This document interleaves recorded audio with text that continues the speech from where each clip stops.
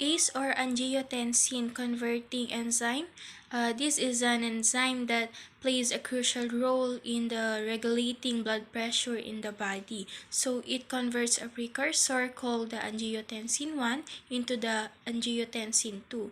So a substance that opens up blood vessels and increase the blood pressure. AED. AED, it is an automated external defibrillator. So this AED, it is a portable device that can automatically diagnose and treat a cardiac conditions, particularly a cardiac arrest. And it does this by delivering an electric shock to the heart to restore a normal breathing. So next is the AF. AF is the atrial fibrillation. So this AF, it is a commonly type of irregular heartbeat or arrhythmia. So it happens when the two upper chambers of the heart, called the atria, um, don't beat in a sync with the lower chambers, called the ventricles, and this can cause a variety of symptoms, including the short of breath, heart palpitations, and weakness. AMI is an acute myocardial infarction. So this acute myocardial infarction, it is commonly known as the heart attack. So this uh this is a serious medical conditions wherein the uh, blood supplies wherein the blood supply to a part of the heart is suddenly closed. So it usually by a blood clot. So this can cause damage to a heart muscles, which can be a life threatening. So next is the APC. APC is an atrial premature complex. So this APC, it is also a commonly type of the irregular heartbeat that can be originate into a upper chamber of the heart known as the atria. So this can occur where the early electrical impulse that can be triggered to a to a heartbeat before the normal rhythm. So AR, it is the aortic regurgitation. So it is a conditions where in the heart's aortic valve doesn't close properly, and it can causing blood to leak back to the heart, and it can lead to a symptoms um fatigue and shortness of breath. And the treatment option here is the uh, medications and the surgery. So next is the ARB. ARB is the angiotensin receptor blocker. So it is a type of a medications that helps to relax our blood vessels and lower blood pressure. So it's commonly used to treat conditions such as the um, uh, hypertensions and the heart failure. ASCVD, it is the atherosclerotic cardiovascular disease. So it is a build of a plaque. It is a build of plaque in the arteries, narrowing them and restricting blood flow. So ito is nagdi-lead siya into heart attack, stroke, or any other cardiovascular problem. So yung mga treatment here is the lifetime changes, medications, and medical procedure. Next is the ASD or atrial septal defect. Ito po ay isang congenital heart defect in which the blood flows abnormally between the two atria of the heart. So normally po, the atria are separated by a wall called the interatrial septum. So sa mga ASD patients, itong septum na to is defective, allowing blood flow between the two chambers. So during fetal development, when the interatrial septum is being formed, a small passageway called the foramen ovale is left open to allow the blood to bypass the non-functional fetal lungs, while the fetus po obtains oxygen from the mother's placenta. So at birth, as the lungs become functional, the changes in pressures between the two sides of the heart force the opening to close. So, however po, in as many as 1/4 of all adults, itong opening na to does not close properly. So, it results in ASDs. Next is the ASHD or the arteriosclerotic heart disease. It is a disease that clogs your arteries over time. It is sometimes called hardening of the arteries, and it happens slowly over many years, starting po as early as childhood, but in most people po, it usually doesn't start causing problems until you reach the age of 50.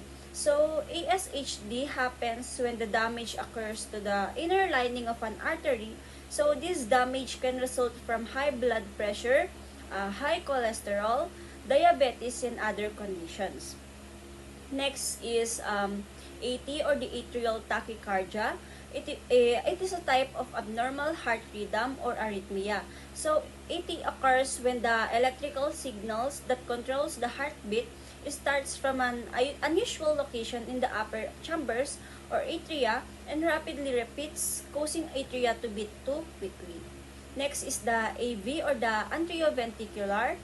AV pertaining to the atria, the upper chambers of the heart, and the ventricles, the lower chambers of the heart. Next is the BBB or bundle branch block, left or right. A conditions where there is a delay or blockage in the bundle branches on the pathway that send electrical impulses to the left or right side of the ventricles, the bottom chambers of the heart.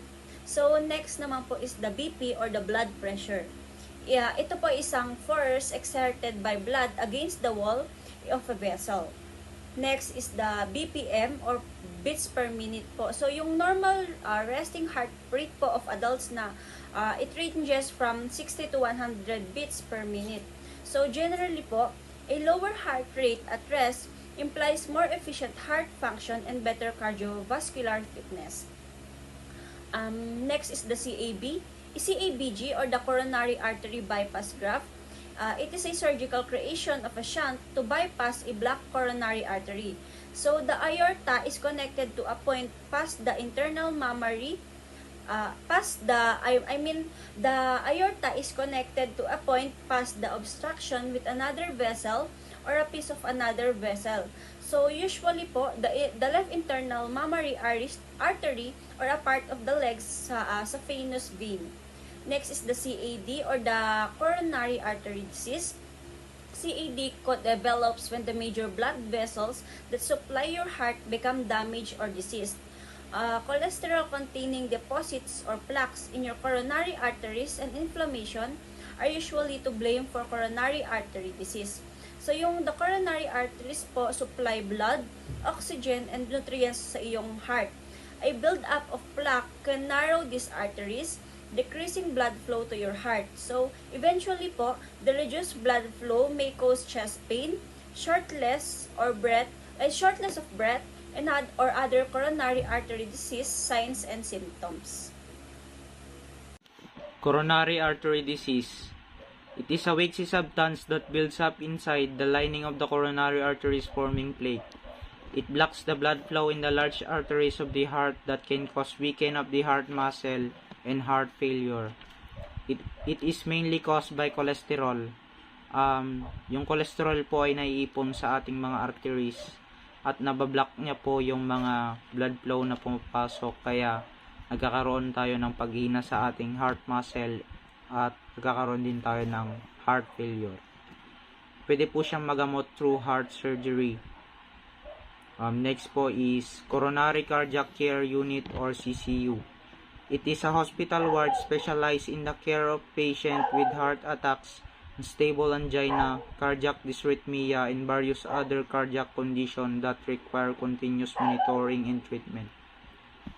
Isa po itong room, ginawa po itong room para sa mga patient na nagkaroon ng heart attacks at other cardiac condition na kailangan ng monitor at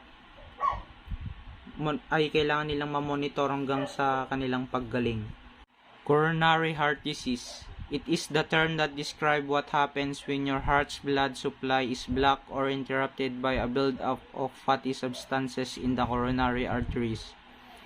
Naiipon po yung mga fatty substances sa ating mga arteries, kaya nabablock yung ating heart's blood supply, which may lead to nagkakaroon tayo ng sakit such as heart failure, ganon. Now, let's move on to congestive heart failure, also known as heart failure. It is a serious condition in which the heart doesn't pump blood as efficiently as it should. The main cause of congestive heart failure is coronary artery disease. Tumitigil po sa pagpump ng blood yung ating heart dahil sa mga fatty substances na naiipon sa ating arteries. Kaya hindi nakakapasok yung ating mga blood supply. Kaya nagkakaroon tayo ng heart failure or any other heart disease.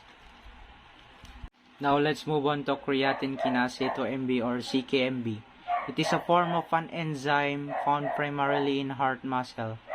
This test measures CKMB in the blood.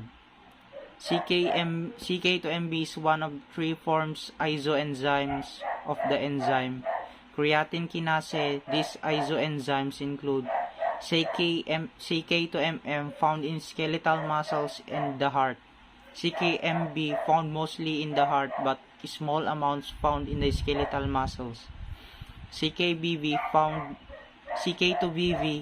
found mostly in the brain is smooth muscle such as the intestines and uterus. Now let's move on to CPR or cardiopulmonary resuscitation. It combines rescue breathing, mouth-to-mouth, and chest compression to temporarily pump enough blood to the brain.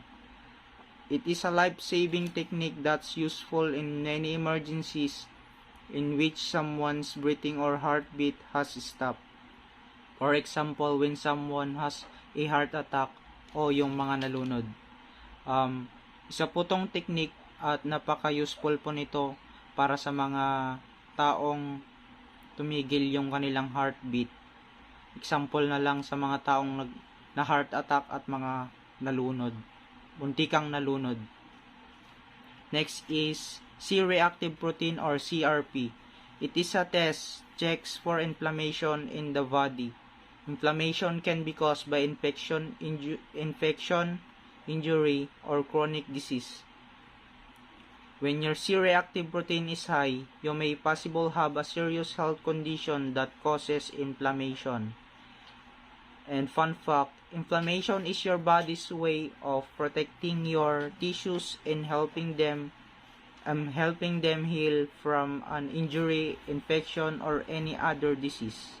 Lastly, the computed tomography angiography. It is a type of medical test that combines a CT scan with an injection of special G to produce pictures of blood vessels in tissues in part of your body. Ang computed tomography angiography ay isa pong medical test at nagpo-produce po siya ng pictures ng ating blood vessels and ating mga body tissues sa ating mga katawan. Or cerebrovascular accident is the medical term for stroke. A stroke is when blood flow to a part of your brain is stopped either by blockage or the rupture of the blood vessels. Kapag may nangyari sa pagdaloy ng dugo sa central nervous system, nagaganap ang cerebral vascular accident o stroke. So next po is CVD. Cardiovascular disease is a general term for conditions affecting the heart or blood vessels. Kasama dito ang mga kondisyon tulad ng coronary artery disease, heart failure at iba pang mga sakit na nagdudulot ng problema sa puso o sa sistema ng dugo. CVI, chronic venous insufficient, refers to a condition where the veins in the legs have difficulty returning blood back to the heart. Madalas ito dahil sa pinsala o pagbabaluktot ng mga ugat o sa pagkakaroon ng mahina o sira sa mga valvula sa ugat. Maaaring magkaroon ng sintomas tulad ng pamamaga, sakit at pagbabago sa balat. So next po is CVP, central venous pressure. Is the blood pressure in the vena cava near the right atrium of the heart. It is the ability of the heart to pump the blood in the arterial system. So next po is DOE, dyspnea on exertion. Refers to a shortness of breath or difficulty breathing that occurs during physical activity or exertion. Ang mga taong may ganito ay maaaring maramdaman ang kakulangan sa hininga, mabilis na paghinga o nahihirapang huminga habang naglalakad o gumagawa ng iba't ibang gawain na kadalasan nagdudulot ng ganitong sintomas. So next po is DVT, deep vein thrombosis. It is a medical condition wherein a blood clot or thrombus forms in a deep vein, typically in the legs. Maaaring ito ay maging seryoso dahil kung ang blood clot ay maghihiwalay, maaaring ito ay maglakbay sa bloodstream at maipit sa baga na maaaring magdulot ng pulmonary embolism, isang komplikasyon na maaaring maging panganib sa buhay. So next po is ECG or electrocardiography. It is a medical test that records the electrical activity of the heart over the period of time. And ECG. Ang ECG ay nagbibigay ng mahalagang impormasyon tungkol sa rhythm, rate at electrical conduction system ng puso. So next po is HDL, high density lipoprotein. It is often referred to as a good cholesterol. Ito ay tumutulong sa pagtanggal ng iba't ibang uri ng kolesterol mula sa iyong bloodstream, lalo na ang low-density lipoprotein, LDL, cholesterol o tinatawag na masamang kolesterol. Intra-aortic balloon pump. So, it's help your heart pump more blood. So, you may need it if your heart is unable to pump enough. Left anterior hemoblock. So, occur when the anterior vesicle of the left bundled branch of it's so no longer able to contact action potential. So, one of the most common cause of hemoblocks is a coronary artery disease, and there is a particularly frequent association between anteroseptal myocardial infarction. So, ano nga ba ang low density lipoprotein? So, bad cholesterol. So, yun yung LDL. So, bakit bad cholesterol? Kasi kinokontrol niya yung ginagawa ng good cholesterol imbes na naglalagay siya ng papunta sa atay mula sa ugat.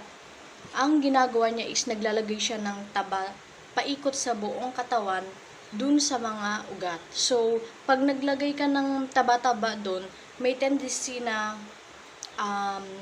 babara at maglilid ng stroke at atake sa puso. So, ang normal level ng LDL, less than 130 sa adult and less than 110 naman sa bata. So, better kung less than 100 to 70 para maiwasan ang sakit sa puso o stroke at atake. Left vertical. So, sa isang puso is may 4 na kwarto. Yun yung isa doon is ang left vertical. So, ang left vertical ay pinakamalaking parte o pinakamalaking pressure na kinakalaban. Yun yung pinakamalaking muscle na nagbobomba ng dugo papunta sa buong katawan ng isang tao. Left ventricular assist device. So, our heart is not able to pump enough blood to the body. That is a terminal heart failure. Left ventricular assist device is used as known as a LVAD. Is a mechanical device which help pump the blood required by the body. Left ventricular hypertrophy. So, pag sinabi pong left ventricular hypertrophy is kumakapal po ang muscle ng puso. Lumalaki o kumakapal. Hyper is paglaki. Trophy is growth o lumalaki ng sobra. Left ventricular. So, contraction forces oxygenated blood. The aortic valves is to be distributed to the entire body. So, diastolic pressure is pressure during the resting phase between heartbeat. So, pressure play a critical role in helping coronary vessel supply oxygen to the heart muscle. MI. Myocardial infarction, symptoms of heart attack, is caused by decreasing of complete sensation of the blood flow for the portion of the myocardium. So, MI may be silent and go undetected, or it could be a catastrophic, even leading to a hemodynamic deterioration and sudden death. mmHg or millimeters of mercury, a unit of pressure commonly used in measuring blood pressure. MR or mitral regurgitation or reflux, a condition where blood flows backward into the heart left atrium due to a leaky mitral valve. MS or mitral stenosis, a condition where characterized by the narrowing of the mitral valve, restricting blood flow from the left atrium to the left ventricle. MUGA or multigated acquisition, a type of nuclear medicine test used to evaluate the function of the heart's chambers. MVP or mitral valve prolapse, a condition where the valve between the heart's left atrium and left ventricle doesn't close properly.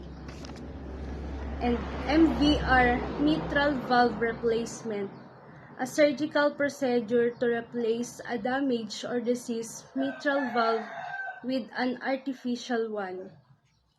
PMI or point of maximal impulse, the location on the chest where the heartbeat can be best felt or heard. PSVT or proximal supraventricular tachycardia, a type of arrhythmia characterized by episode of rapid heart rate originating above the heart's ventricles. Peripheral vascular disease is also called peripheral arterial disease. PVD may affect any blood vessels outside of the heart, including the arteries, veins, or lymphatic vessels. Organs supplied by the vessels, such as the brain and the legs, may not get enough blood flow for proper SVT, supraventricular tachycardia. It is also called paroxysmal supraventricular tachycardia. It's a condition where your heart suddenly beats much faster than normal. It's not usually serious, but some people may need a treatment. VLDL, very low density lipoprotein. Cholesterol is produced in the liver and released into the bloodstream to supply body tissues with a type of fat. VSD, ventricular septal defect. This wall is also called ventricular septum. Is a birth defect of the heart in which there is a hole in the wall, septum, that separates the two lower chambers, ventricles of the heart. VT, ventricular tachycardia, is a fast abnormal heart rhythm or arrhythmia. It starts in your heart lower chambers called the ventricles. VT is defined as 3 or more heartbeats in a row at a rate of more than 100 beats per minute.